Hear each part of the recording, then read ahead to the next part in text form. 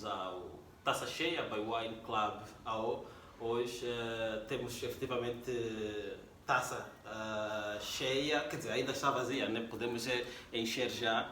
Tenho hoje um convidado, como vários outros que já passaram por cá, uma pessoa amiga e que também está na área da comunicação há já uma década. Chama-se Jacinto Malungo. Portanto, como estamos a gravar esse programa multimédia, não vai passar só na Rádio Essencial, mas também nas redes sociais, nomeadamente do Taça Cheia, a Adega do Provador e a minha página oficial ou pessoal, as páginas pessoais no Facebook e no Instagram. Também vamos passar esta entrevista com este amigo que também é apreciador de vinho, Jacinto Malungo. Muito bem-vindo, e acho que as boas-vindas são duplas, né? Não só ao programa, mas também à casa. Estamos a gravar esse programa. É verdade, é verdade. Exatamente. É com muito gosto. Okay. Estou aqui, Sebastião. Muito obrigado pelo convite. Primeiro, para estar no programa, né? Acho que começaste isso em 2019. Exatamente. E há alguns anos depois estou aqui. Yeah. Então fico muito feliz. É mesmo um profissional da comunicação, está muito bem informado. Nós vamos começar por aí, pela comunicação. Como é que tu entras no ramo da comunicação? Bom, na verdade eu acho que fui entrando, né? Sim. Eu não sei se é um sonho de infância. Não, foi mais depois de ter começado a interessar por crónicas. Sim. Que eu lia em jornais. O que tinha acesso era o Jornal de Angola. Então, ao ler algumas crónicas do Jornal de Angola, de diversas figuras do país, eu achava aquilo uma coisa muito boa, né? A forma como uma informação era condensada, às vezes com humor, e outras vezes de forma áspera. Então, achava aquilo muito interessante. Quem não quer os articulistas? Queria fazer. Eu gostava de vários, de vários. Se citar aqui alguns, poderei cometer o erro de não ser justo com aqueles que se calhar me influenciaram muito mais. Okay. Influenciaram muito mais. O risco é este. Mas depois fui descobrindo outros, cá dentro e cá fora. Lá fora eu posso citar, porque não foram assim tantos. Eu cito sempre o Gay Alice, okay, que ele trouxe já na década de 60, aquilo que se começou a chamar por New Journalism, a forma como eles contavam histórias, como eles faziam reportagens. Sim. E era uma coisa extraordinária, não era só jornalismo. Emprestavam também algumas técnicas da literatura. Eu achava aquilo extraordinário. E também os teus textos do Adeusilha, exatamente, com que ganhaste o prémio, sim, também são muito bons. Então era isto que eu queria fazer. Queria contar histórias, queria ser cronista. Mas depois, ao entrar para o jornalismo, entrei para um projeto, o H. O projeto está mais direcionado para a rádio. Sim. E foi a partir desse projeto, profissional da rádio. Pronto, e foi a partir desse projeto que os outros profissionais da rádio repararam que eu tinha jeito. Okay. Então acabei por sendo ficar, que esse projeto é muito interessante porque trabalha de facto as bases para, digamos, em termos de competências para um profissional da comunicação. Estamos a falar do domínio da língua portuguesa. Domínio da língua portuguesa. Mas também é fundamental que o jornalista seja culto, tenha cultura. Exatamente. E a fonte de cultura costuma ser livro, filme, música, enfim. E o projeto incentivava muito disto. O que é que mais te incentivou? É a ler. Era a ler mais do que os autores que me interessavam. Sim. Porque eu tinha este problema. Era novo, então só lia mesmo aquilo que me interessava. Já tinha este hábito, já tinha este gosto, não adquiri lá. Mas quando fala que só lia aquilo que te interessava... autores nacionais. Ok. Obviamente que ouvimos e lemos sempre aquilo que nos interessa. Quando somos mais novos, acabamos... E quando ainda não temos, digamos, a nossa personalidade, a nossa postura social e também... E aqui a postura quer mesmo dizer posicionamento, né? Acabamos por absorver muito do que vem. Mas quando dizes que só lias o que tu querias, não deixavas de ler aquilo que, por exemplo, eram conteúdos didáticos Não, lia. Estas coisas eu lia por obrigação. Ok. Lá está. Porque tens que ler, não é? Porque, Porque na tens que verdade, ler. o que acontece normalmente é o inverso, né? As pessoas leem apenas aquilo que é obrigatório no programa não é curricular e depois acabam por não cultivar-se indo atrás de um outro tipo de conhecimento e que se adquire através da literatura pura e dura, não é? Não era este o meu caso, mas lá está, nós jornalistas, por inerência da profissão, Sim. temos que ler tudo, não é? Sim. Porque nos aparece à frente diversos personagens Sim. e temos que conhecê-los, a eles e as profissões que representam. Sim. Então, por isso lemos. Sim. Às vezes eu não tenho um grande interesse numa determinada matéria, mas para fazer bem o meu trabalho eu tenho que ler um bocadinho sobre aquilo e enfrentar com segurança e aqui enfrentar com as devidas aspas o interlocutor. E como é que estás a te sentir aqui na posição de entrevistado? É uma posição muito estranha para mim enfim, e as outras pessoas que me convidam para coisas em que nunca vou devem se sentir enciumadas. Eu penso que não se sintam porque realmente eu tendo a aceitar convites para entrevistas só das pessoas que eu gosto, que são os meus amigos. Mas assim como eu me senti muito ciúme porque estás a dizer que não gostas delas. Não gostei delas, quer dizer, é também uma forma de apoiar o projeto. Ok. Né? Por exemplo, eu vou a programas de rádios de pessoas com quem já tratei diretamente. Regra geral, para aceitar é isto. Hoje é feriado, não é? Exatamente. E somos vizinhos. Pronto, estamos aqui ao lado. Então é fácil para mim. E eu a ter esta conversa contigo não é como se estivesse realmente a dar uma entrevista. Sim, são conversas que às vezes nós temos quando não há um microfone na frente. Exatamente. Então tem esse lado. Mas agora eu acho que tenho sentido um pouco mais esta necessidade de falar mais, de escrever mais, de partilhar mais. Tenho sentido mais esta necessidade. Então acho que os convites começaram a ser mais facilmente aceitos. Boa.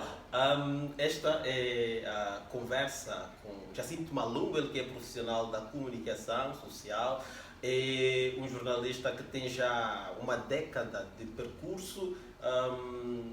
Passou pela Rádio Nacional de Angola, passou também pela revista Economia e Mercado. Rota de Sabores. Exatamente, a Rota de Sabores, que faz parte da mesma empresa que edita a Economia e Mercado, que é a EdCenter. Tem textos publicados também no Novo Jornal e atualmente é chefe de redação da ZAP, que é uma empresa que é muito bem conhecida e por aquilo que é a atualidade noticiosa do país. Esteve à frente então da equipa que lançou a informação, ou o departamento de informação da ZAP, aí com a Helena Costa, a nossa mestre, não é? A nossa mestre, exatamente, a nossa diretora. E é o meu convidado de hoje, como disse. Jacinto, nós estamos num ano eleitoral, estamos num ano muito sensível, são vários pontos de vista. E qual é que é o desafio que tu sentes e porque essa vai ser, se bem faço os cálculos, as tuas segundas eleições a cobrir enquanto profissional da comunicação?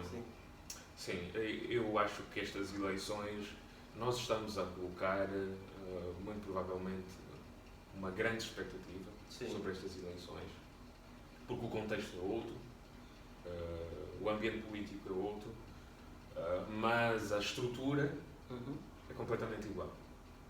Portanto, eu acho que nós vamos ter quando falas em estrutura, tu te referes a quê? Às instituições que... As instituições são iguais. Exatamente. As instituições nestes anos de governação de João Lourenço não se reformaram, como foi prometido. Portanto, nós vamos ter a mesma coisa. Portanto, João Lourenço não foi um reformador? Não foi. Teve boa vontade no início, mas depois é a boa pergunta, né, que devemos fazer, o que é que aconteceu depois. Mas não acho que tenha havido reforma. Isso não é só a minha opinião, é sair à rua e constatar que os problemas são exatamente os mesmos. Eu tenho a certeza que não se resolvem todas as coisas em 5 anos, mas em 5 anos lançam-se as bases para que estas coisas comecem a ser resolvidas. E nós temos dificuldades em constatar estas bases, onde é que elas estão. Se existirem, eu desafio as pessoas já a apontarem realmente. Mas o que é que nós vamos ter nestas eleições? Vamos olhar primeiro, antes de falar destas, para as eleições anteriores. O que é que nós vimos? Que o número de pessoas que não foi votar é superior ao número total de votos que a oposição teve. Quem são esses que não se interessaram em votar, não se interessaram em definir o rumo político deste país? Porquê é que estas pessoas não se interessam? São estas perguntas que nós devemos estar a colocar também.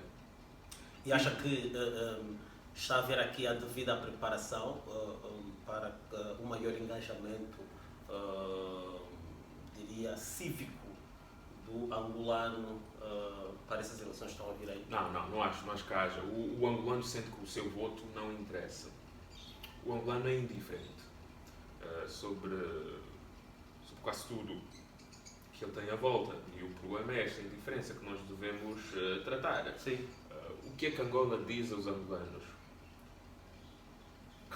O que é que os angolanos estão dispostos a fazer e a fazer de facto pelo seu país? Porque uma coisa é o discurso de intenções. Há coisas que a gente diz e que soam bem, são bonitas, são disruptivas. Mas depois, quando vamos para a prática, o que é que nós individualmente estamos a fazer antes de chamar a atenção dos políticos? Vê-se claramente que estamos a fazer pouquíssimo. E o que nós vamos ter agora é um grupo muito grande de jovens que já nasceu para a paz, que nunca votou e que vai votar agora pela primeira vez. Vai votar de facto. Estes jovens estão a recensear, estes jovens têm consciência política, estes jovens conhecem os programas eleitorais, estes jovens conhecem os atores políticos, estes jovens têm vontade de criar alguma alternância.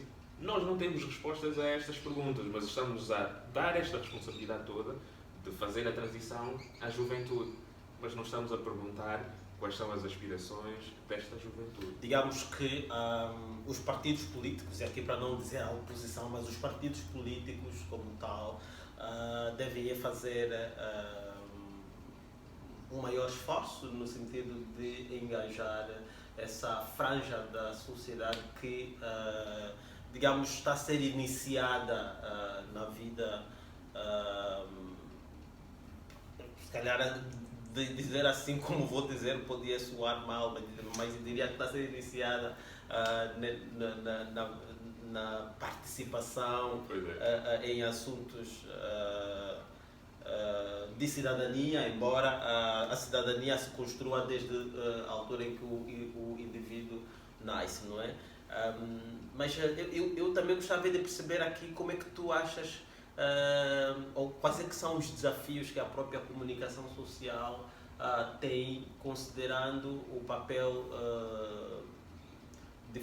primeiro de formador de opinião e depois também de um elemento fiscalizador. E é aí onde eu começaria, Sebastião, o elemento fiscalizador dos poderes. Sim. E é isso que nós não vamos ter nestas eleições, porque vamos às eleições, a menos que nos próximos meses, nas próximas semanas, apareçam compradores para os órgãos de comunicação social que eram privados e agora estão na esfera pública. E vamos ter estas eleições, acho que nem em 92 nós tivemos isto, porque aí já se lançaram algumas rádios, surgiram alguns jornais, mas agora nós temos um cenário completamente diferente. Pouquíssimos jornais públicos, pouquíssimas rádios com capacidade técnica e humana para fazer coberturas eleitorais, temos pouco. E temos um cenário que já vem do ano passado, em que não é um jornalismo de facto, não é um jornalismo profissional. Podemos, e eu digo isto imensas vezes, ter bons profissionais, bons jornalistas e não ter um jornalismo profissional. Diríamos que a comunicação social está excessivamente polarizada. Bom, polarizada não diria. Porque aí teria que existir realmente dois polos. O que nós temos aqui é um polo só. É um polo só. É uma narrativa apenas. Do ponto de vista da comunicação dos meios públicos, não achas que haja aqui uma abordagem de proteção e de promoção do poder, portanto, do poder, por um lado, e por outro lado haja em alguns meios privados sonantes que têm audiência, diria, uma abordagem mais contra poder, sendo que, inclusive, acabamos por fazer surgir aqui meios de comunicação assumidamente partidários. Acho que diria mais partidarizados, mas este controlo não é só político. Os jornalistas também têm responsabilidade, não têm toda a responsabilidade, mas têm responsabilidade. Porque o que nós temos é um cenário em que a autocensura é muito presente. Os jornalistas partem do princípio que não podem abordar certas matérias da forma correta, da forma clara, da forma honesta, porque há muita coisa em risco e as coisas que estão em risco afetam diretamente a vida dele. Entre ele estar numa posição de mendicidade, ou fazer aquilo, ou fazer um mau trabalho, ele faz um mau trabalho. E depois há o facto de nós termos também uma história no jornalismo, porque o jornalismo não começou em 92, quando tivemos as primeiras eleições. E as pessoas que agora controlam órgãos de comunicação são pessoas que se fizeram numa lógica de partido único. Veio um outro tempo, estas pessoas não acompanharam este tempo também. Isto não é só culpa de quem controla ou tenta controlar. Estas pessoas também têm responsabilidades. Têm um trabalho para fazer e não estão a fazer. Houve um caso onde eu trabalho, de me apresentar uma matéria e queriam abrir com uma figura política. Eu disse, porque é que achas que esta figura política é que deve abrir isto? Não me soube arranjar uma justificação jornalística, mas é a praxe. Aquele meu jornalista apresentou-me aquilo porque era o hábito. Ele via, lia e ouvia sempre a mesma coisa, então pensa que é regra. E os novos jornalistas têm também este problema. É uma escola, né? Estamos a falar aqui de passagem. É uma escola e nós devemos, agora temos esta responsabilidade de mudar isso, de fazer com que os jornalistas sejam jornalistas e não sejam ativistas, até quando um jornalista quer apontar o dedo ao governo, ele mais parece que está a ser um ativista e não um jornalista, porque nós nos guiamos pelos factos. A nossa ideia é o facto acima de tudo, mas às vezes o que nos ocorre é completamente o contrário, não é? Vemos uma defesa embasada em nada, que demonstra simplesmente uma paixão política qualquer, comprada ou criada por ele próprio, que não tem que ver com o jornalismo. E muitas dessas coisas são apresentadas numa capa de jornalismo, numa capa de jornalista. E isto está errado. Isto vende também à sociedade e aos mais novos, e os jornalistas que estão a começar na carreira, que aquilo é que é jornalismo. O facto é que eu não tenho problema com um órgão ter uma inclinação ideológica. Eu acho que isto é perfeitamente normal. E os que controlam os órgãos financeiramente acabam por controlar também ideologicamente. Mas quando o que está a ser posto em causa é a democracia, são as instituições, a relação entre isto, o poder os órgãos têm que se e... posicionar, porque nós vimos isto com as eleições nos Estados Unidos. Donald Trump a dizer que as eleições tinham sido roubadas. Sim. O canal que lhe protegeu durante toda a sua administração, a Fox News, foi o primeiro a dizer que o presidente está a fazer umas declarações sem bases nenhumas e tirou o Trump do ar.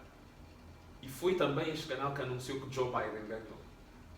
Mas é um canal de inclinação republicana, Sim.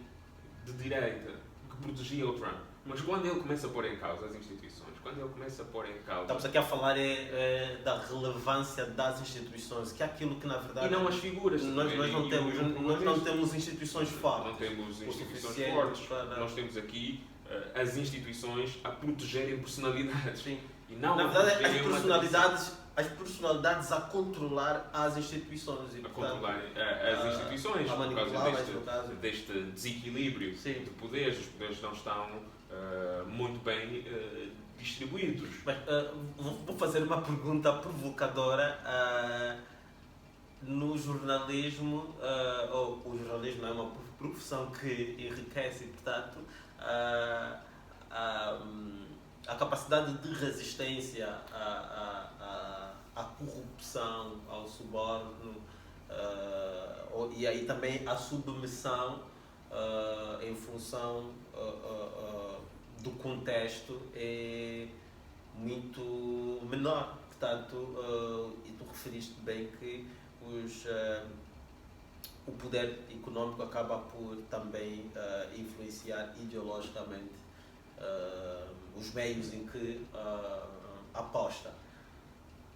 No contexto angolano, como é que tu olhas para essa Bom, questão? eu acho que inicialmente, antes de tudo, é uma questão de caráter.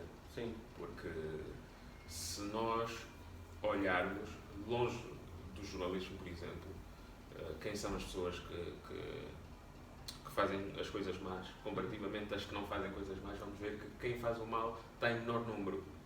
Portanto, como é que alguns se deixam corromper e outros não? Claro que há muitas pressões externas que podem levar a que uma pessoa se corrompa, mas não podemos usar estas externalidades como as únicas razões. Okay. Há também o fator do caráter, sim, do princípio, a ética. Todas essas questões devem ser levadas em consideração. E quando uma pessoa vai para o jornalismo, tem que saber que foi para o jornalismo, que não vai enriquecer com aquilo, que é mais pelo sentido de missão. Sim. Porque tem um trabalho para fazer e fazer bem feito. Não é para ser super-herói, atenção. Estamos a falar com o Jacinto Malungo, a conversa estendeu-se aqui em largos minutos, falamos sobre comunicação. Jacinto Malungo é jornalista com uma década de percurso e é nosso convidado hoje no Taça Cheia, programa que você ouve na Rádio Essencial 96.1. Somos uma rádio de palavra, mas também gostamos de música, e música é uma coisa que o Jacinto tem sempre quando está a conduzir, ouve música. Quando faz rádio, passa muito boa música. Passa boa música. Às vezes até tinha este problema, quando estava na Rádio Nacional, às vezes o técnico dizia, o técnico de saúde lá, estás a pôr estas músicas para ti, pensar na audiência. Exato. Realmente, às vezes falhava. E se nós tivéssemos de pôr aqui uma música para ti, qual é que seria? Eu estou num momento de ouvir o Gregory Porter, Ótimo. É um artista americano. Então tu vais pôr para mim e para ti. Foi, já que tu diste. Se calhar seria a versão que ele fez numa homenagem ao Sting, Okay. It's Probably Me. Okay. Eu gosto muito da forma como ele esteve em palco, e até algumas pessoas dizem no gozo que foi a primeira vez que o Sting ouviu a sua própria música ser cantada de facto. Né? Okay. Estamos de volta ao Taça Cheia para o Wine Club AO, depois de uma pausa para ouvir música sugerida por Jacinto Malungo, que é o nosso convidado de hoje. Estamos a falar, ou começamos a falar sobre comunicação, que é a área em que ele atua. Ele é jornalista com uma década de percurso e, entretanto, é apreciador também de boa literatura, gosta de navegar, digamos, em letras, em mares de letras. Isso até é o nome de um programa. Em mares de letras.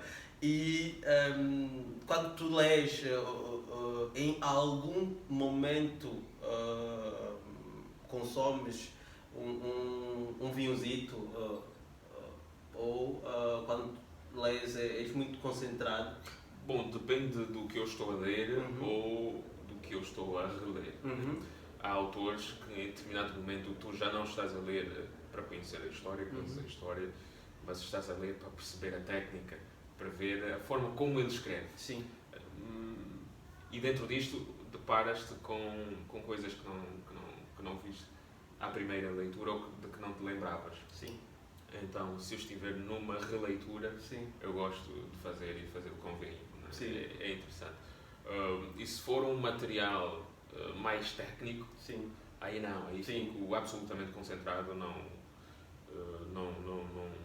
O processo criativo, o vinho em particular, porque é uma bebida que é consumida lentamente. No processo criativo, sim. Eu acho O processo que criativo não há ajuda nenhum bastante, exato. E uma conversa como esta, por exemplo, Vai bem. vai muito bem. A pena é que eu não sou grande coisa na cozinha e pronto, acabei por chegar tarde a casa, não tive tempo de preparar alguns petiscos. Não, eu também não confio muito nas apenas dotes culinários dos jornalistas. Não, por causa da nossa dinâmica. Sim, pergunta sim. onde é que aprendeu a cozinhar, Yeah. passando horas e horas na redação, Exatamente. a rever textos, a Sim. rever matérias, ou a produzi-las. Sim, Não sim. confio. Os jornalistas estão têm diria uma má fama ligada ao álcool, ao tabagismo é verdade isso? Não é, acho que isto há em todas as profissões. Acho que isto há em todas as profissões. Mas não se tolerariam em algumas. É natural, eu não quero que o piloto do Eventos Viventes seja um boêmio que perca noites. Sim. Não quereria isso, Sim, mas sim. há coisas que se perdoam aos jornalistas. Sim. E se perdoam aos artistas, Sim. por exemplo, mas não se perdoariam a outras figuras, um político, por exemplo, um médico, enfim. E nós para conseguirmos informação exclusiva, às vezes é necessário navegarmos no submundo ou em vários submundos, em vários mundos. Imaginemos que haja um jantar e seja um jantar onde é servida bebida alcoólica e nós temos de estar lá, porque senão parecemos uns espiões, né? Sim. Olha, e esta figura do espião que trazes agora, quando falávamos do jornalismo e da forma como as coisas estão, acabei por não mencionar isto, nem ter lembrado, mas que é uma figura que existiu quando começamos a ter um jornalismo um bocadinho livre. Sim. Que era ter lá um agente secreto, um homem da bófia. Sim. E nós estamos a descobrir agora vários agentes que estão a aparecer agora e que sempre foram nossos colegas jornalistas. Portanto, e isto cria um estado de suspeição dentro das relações. Quem é que está a controlar, quem é que está a ouvir isto, quem é que vai fazer queixa de quem. Sim. Isto tudo, claro, que impede o exercício livre, impede que o jornalista se liberte. Parece que há sempre um grande irmão a controlar todos os movimentos e que vai prejudicar. Se bem que a nossa profissão também é muito aproveitada pelos serviços secretos. Vou dar aqui exemplo da Silvia Rafael, que foi espia, nascida sul-africana, mas convertida nacionalizada israelita, e que na sua passagem por vários países sempre foi jornalista, fotógrafa no caso, e ainda vários outros casos, sendo que a nossa profissão obriga ou permite a proteção da fonte.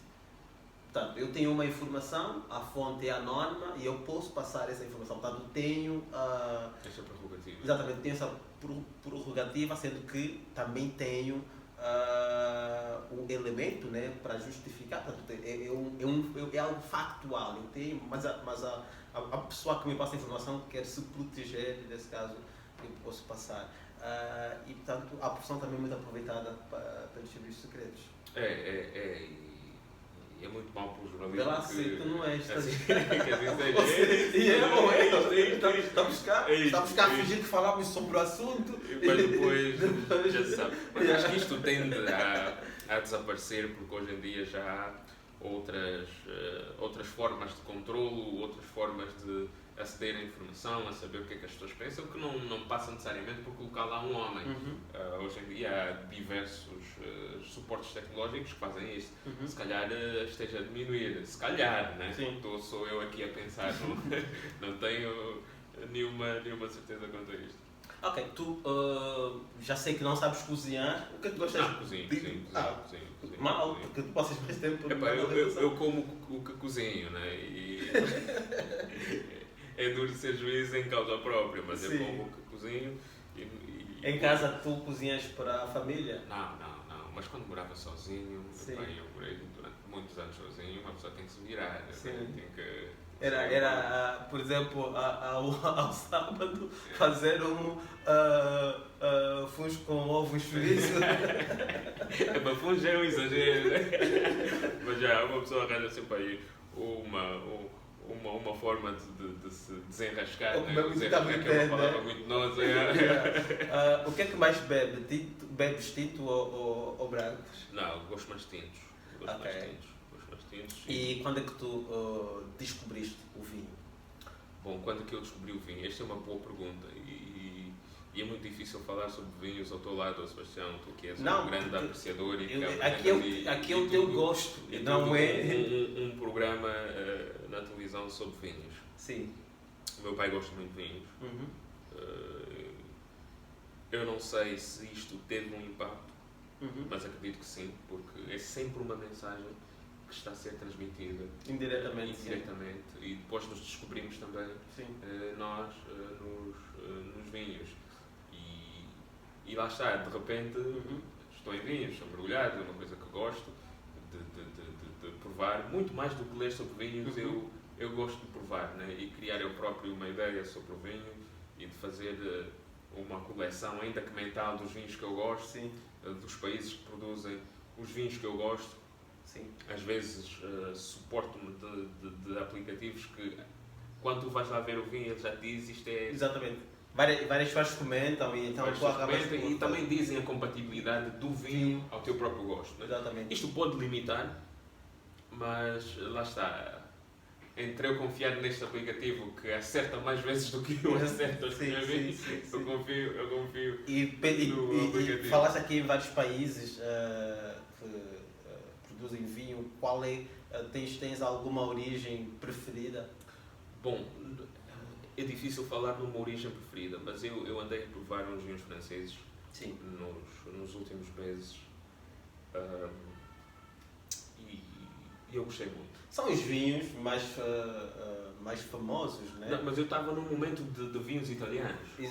Também são fantásticos. São fantásticos. E nós cá temos a questão da proximidade com Portugal. E, portanto, do ponto de vista de importação, chegam-nos mais vinhos portugueses do que italianos ou franceses, e os franceses que surgem, diria, no mercado, na grande distribuição, são em quantidades ínfimas e também pouco expressivos do ponto de vista de marcas e de produtores. E de produtores e de distribuidores locais, e isto levanta o problema da disponibilidade do vinho, mas também de um controlo do mercado que impede que as outras pessoas descubram outros vinhos. Os sul-africanos, por exemplo, eu descobri num voo para a África do Sul. Porque é isso que os sul-africanos servem no seu voo. É que tu anda para lá e lá deram-me o vinho e eu perguntei sobre o vinho porque aquilo estava muito bom. Sim. E disse, pá, é um vinho nosso e tal, falou-me lá da região em Cape Town onde era produzido, contou uma história do vinho. Sim. E eu disse, pá, isso é ótimo porque tem bons vinhos, mas não me ocorria isto. Quer dizer, uma pessoa sabe que produz, que eles produzem, mas não prova. O Nedburg é a marca mais conhecida cá. Nós estamos a beber um vinho português, eu vou ter de dizer, aqui também para mandar um abraço ao José da Sograp. Esse vinho que estamos a beber é da Sograp, portanto, que é Quinta dos Cavalhares, Melange à Trois. Eu vi um jovem com um rótulo muito interessante, Melange à Trois. O aproveitamento se faz do nome e a ideia que nós temos exatamente. Uma palavra só também foi muito boa. Exatamente. E na verdade, Melange à Trois porque resulta aqui da junção de três castas. Estamos a falar da Aragonês, da Touriga Nacional, portanto, estamos a falar da Tinta Roriz, a Touriga Nacional. A Touriga Nacional é uma das castas mais consumidas aqui, chega-nos muito. Exatamente, e é a mais produzida também em Portugal. É uma casta, peço desculpas, acho que estou a falar mal. É uma casta autóctone de Portugal, portanto, mas que também já vai sendo produzida em alguns mercados, nomeadamente a Argentina, que, por exemplo, adotou a Malbec, a casta Malbec, que é de origem francesa e que é muito bem trabalhada lá e acabou por ser a casta bandeira do país, sendo que existe inclusive sim, um Malbec Day ao nível do mundo. Em Angola também se celebra o Malbec Day. Portanto, isso não é publicidade, aqui apenas agradecimento aos nossos amigos, ao José Carlos que me fez chegar esse Melange à Trois. Vai ter de investir, né?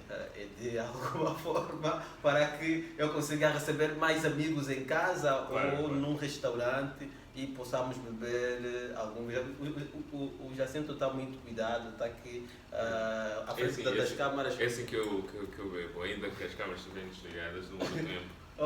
Também serve menos, né? Não parei. Boa. Essa conversa está muito interessante e tu acabaste de tocar aqui num ponto, eu cortei, mas voltando a ele, tem que ver com viagens. Como jornalistas, temos oportunidades algumas vezes. Exatamente. Tens alguns pontos ou lugares memoráveis que tinhas visitado? Eu visitei muitos países daqui da África subsaariana durante um tempo, por interesse profissional. E foi muito bom ter contacto, sobretudo com as pessoas, com as línguas. Sim. Também te possibilita a perceber como é que estas pessoas pensam, porque é que vivem da maneira que vivem, até o estágio de desenvolvimento dos países.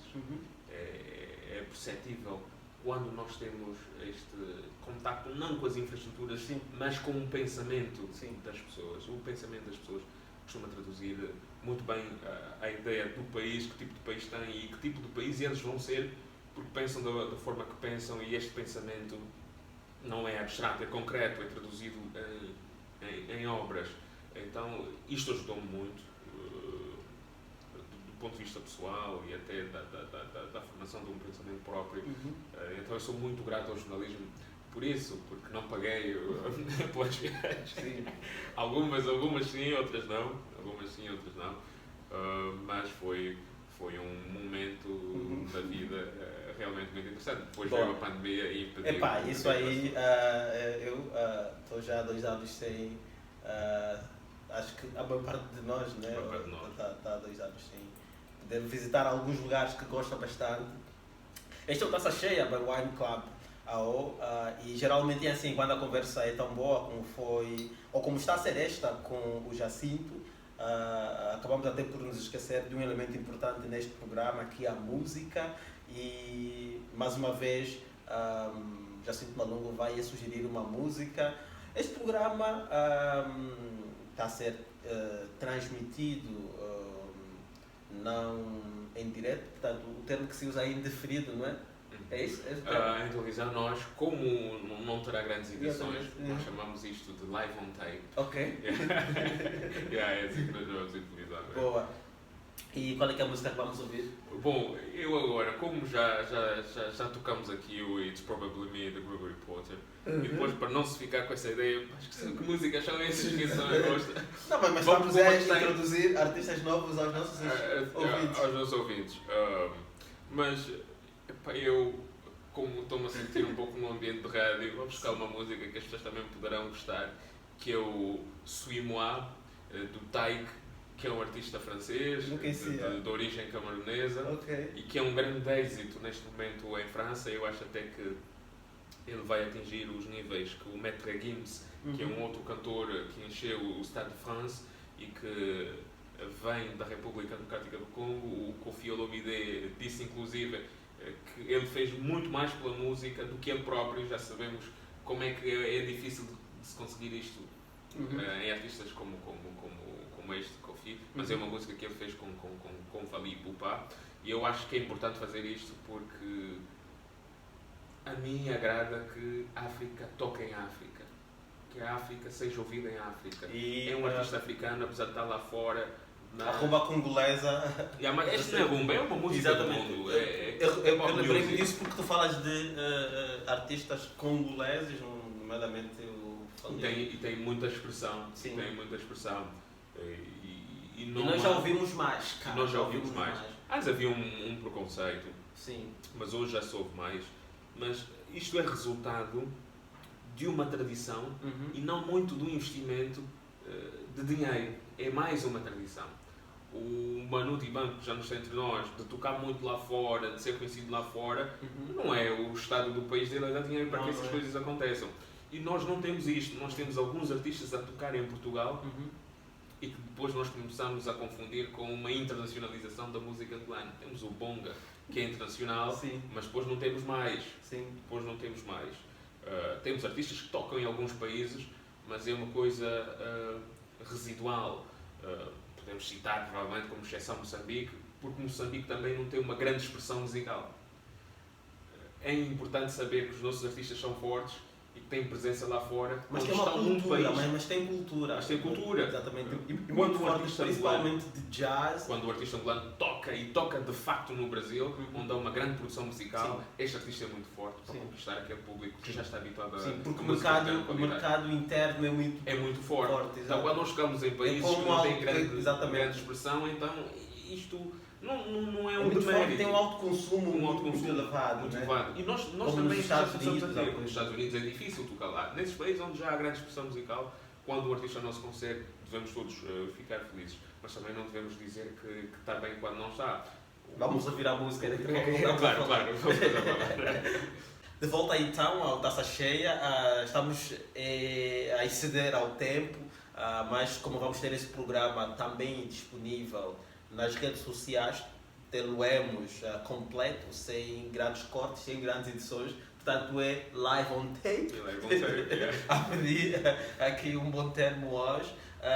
Mas depois, na rádio, como temos apenas 1 hora, vamos fazer a edição necessária para que caiba então nesta 1 hora. Mas estamos a falar sobre a música e esta é uma oportunidade única que nós temos. Portanto, eu e tu temos a oportunidade de hoje conversar. Acho que podemos conversar mais uns minutinhos e aquilo que puder constar do programa vai constar. Estavas a falar aqui sobre o desafio da internacionalização da música angolana e também referiste num elemento importante que tem que ver com a cultura, o facto de nós ouvirmos determinada música mais pela cultura que se criou do que pelo investimento que se faz. Sim, pela tradição eu vou só acender a luz, podes continuar a falar. Pela tradição musical. Nós temos aqui muitos bons artistas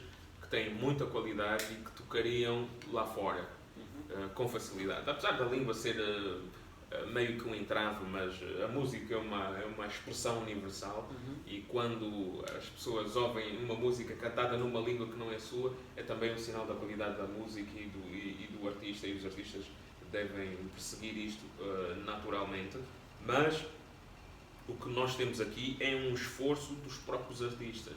Os artistas esforçam-se para levar as suas carreiras lá fora, mas há uma coisa que se deve criar aqui, é uma indústria cultural forte, dos artistas terem esta possibilidade de fazer bons concertos em boas salas, fazerem concertos ao vivo para empregarem. Qual é o orçamento do Ministério da Cultura, Turismo e Ambiente, que ano após ano não se nota nenhum tipo de estruturação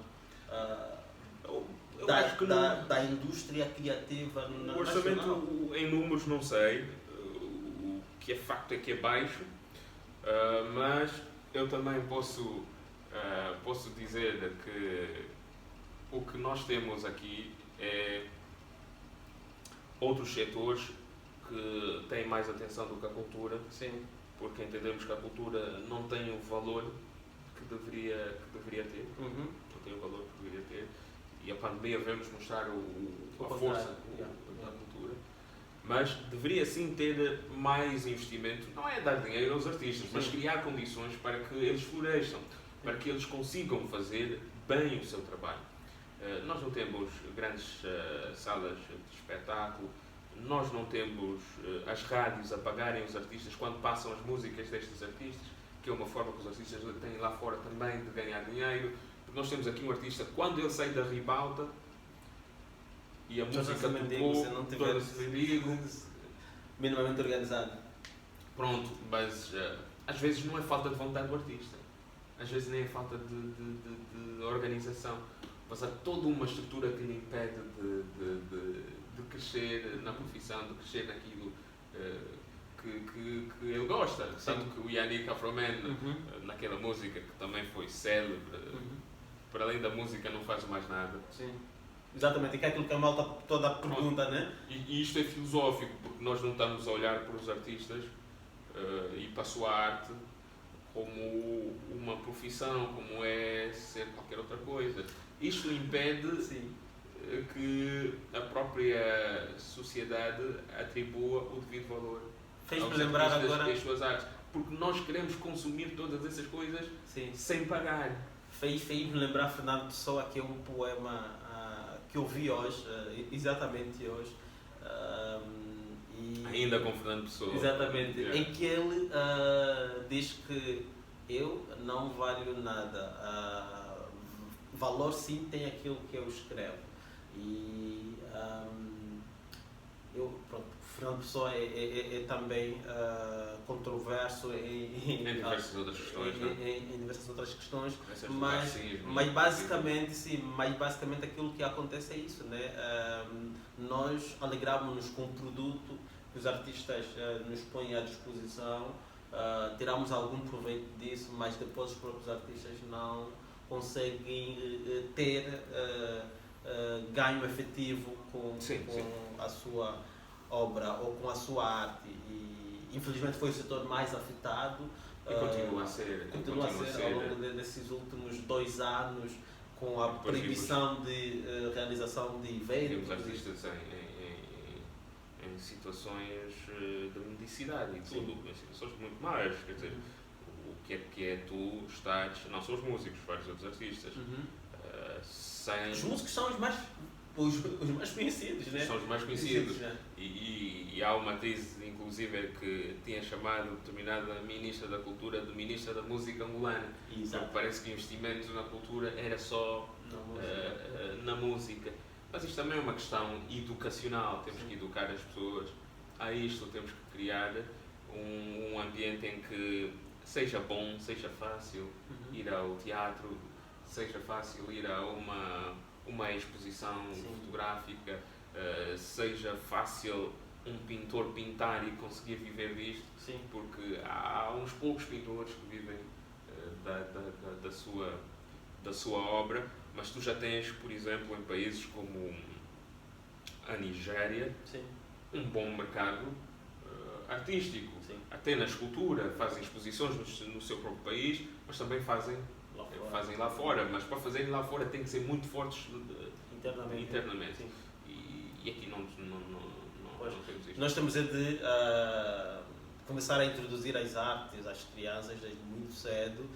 Uma coisa que nós não tivemos e acabamos por ser revolucionários nisso, né? Ou seja, não tivemos essa educação, mas depois absorvemos lá, porque percebemos...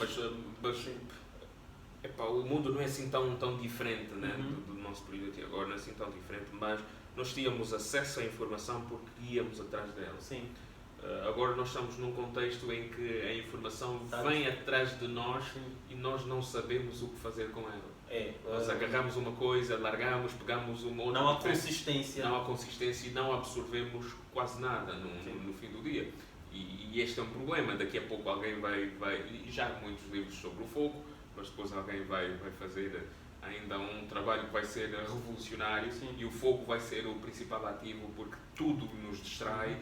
Tudo à nossa volta nos está a tentar vender alguma coisa e não a nos dizer alguma coisa. Sim.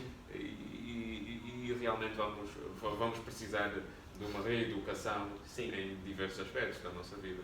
Muito bem, Jacinto Malungo, convidado aqui do Taça Cheia. Eu sou Sebastião Vemba. Você está a ouvir-nos na frequência 96.1, Rádio Essencial. Somos uma rádio de palavra, mas também de música. Nós hoje ficamos por aqui, mas antes dizer que está disponível a exposição A Minha Luanda, que é patrocinada pela Cuca e que está disponível, está patente no Hotel Intercontinental.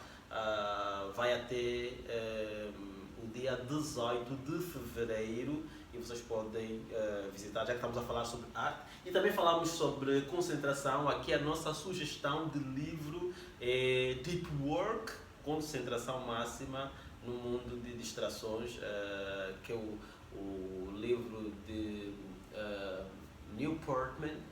Olha, agora não vou dizer as Google it. Exatamente. Tenho o telefone aí a gravar e não consigo fazer o Google. Não, quem nos está a ouvir. Exatamente. Quem nos está a ouvir vai fazer o Google. Exatamente, Jacinto. E obrigado por teres vindo. Eu é que agradeço, Sebastião, pelo convite e as oportunidades que tenho para estar na rádio ou num formato que se assemelha a isto. É sobre convites. E isso me lembra os meus felizes anos na rádio. De noite, porque tu fazias rádio à noite, né? Fazia o Boa Noite Angola, fazia o Constelações, também estive Eras na Rádio notívago. Mais, enfim, era notívago, dormia só às 3 horas. Isto demorou muito tempo a passar. Mas claro está. E já conseguiste regular? Já consegui, sobretudo pelo cansaço, né? Nós somos, como dizia, ou como diz o sociólogo e filósofo sul-coreano, que nós somos a geração do cansaço, né? Nós estamos sempre barraste assim quando tu chegas, tu dormes. Não tens, e agora tens a televisão que também te obriga aos horários. Há muito tempo a televisão e tantos outros compromissos, mas quero voltar, e nós falávamos disso há uns dias, quero voltar a fazer rádio e aproveito para ter aqui um compromisso público para me sentir forçado depois a pôr a mão na massa, a desenhar um novo programa de rádio e oferecer isto às pessoas. Boa, e nós teremos muito gosto em voltar a ter Jacinto Malungo cá na Rádio Essencial e especialmente no programa Taça Cheia. Eu sou Sebastião Vemba, abraços e mais uma sugestão de música pelo Jacinto. Acho que seria Inocente, original Paulo Flores, mas na voz do Dino Ferraz, que eu gosto muito do Dino, e um grande abraço a ele também. Boa, Paulo Flores, olha, estamos a pôr a música aqui. Eu mandei mensagem hoje exatamente ao Paulo Flores via Instagram e ando a perseguir. Exatamente, ele disse que agora não tem disponibilidade, mas quando houver, teremos muito gosto em conversar com Paulo Flores aqui no Taça Cheia. Abraços e curtam Inocente.